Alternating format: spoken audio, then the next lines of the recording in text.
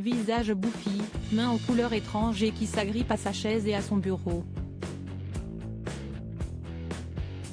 Ces derniers mois, les signes allant dans le sens de l'hypothèse d'un Vladimir Poutine gravement malade se sont multipliés. Une hypothèse appuyée cette fois par un agent des services de défense et de renseignement du Danemark, interrogé par nos confrères allemands de Berlingske.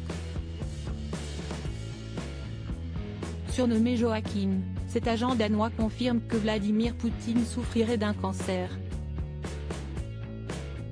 Selon les informations de Joachim, les douleurs induites par la maladie et son lourd traitement expliquent la manie de Vladimir Poutine de s'agripper aux objets qui l'entourent.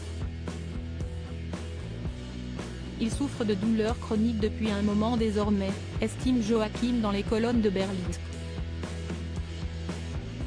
Si est à cause de cela qu'il a tendance à s'asseoir et à s'agripper fermement aux choses, pour apaiser ses douleurs. Vladimir Poutine a 70 ans, retour sur son évolution physique en imagé. Vladimir Poutine a-t-il toute sa tête? Mais les informations des renseignements danois révélées par Joachim ne s'arrêtent pas là.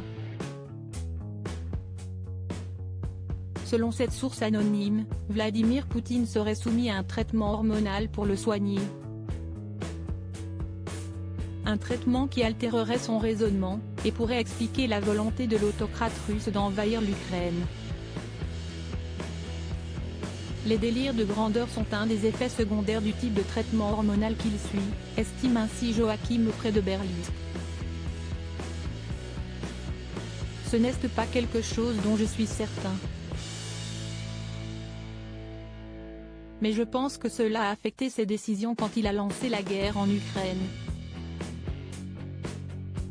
Si la maladie de Vladimir Poutine et son lourd traitement brouillent les pensées de Vladimir Poutine, il y a peu de chances que la guerre en Ukraine arrive bientôt à son terme. En effet, l'agent des services de renseignement danois estime qu'il y a peu de chances que l'autocrate russe succombe à sa maladie. Crédit photo, Itartas.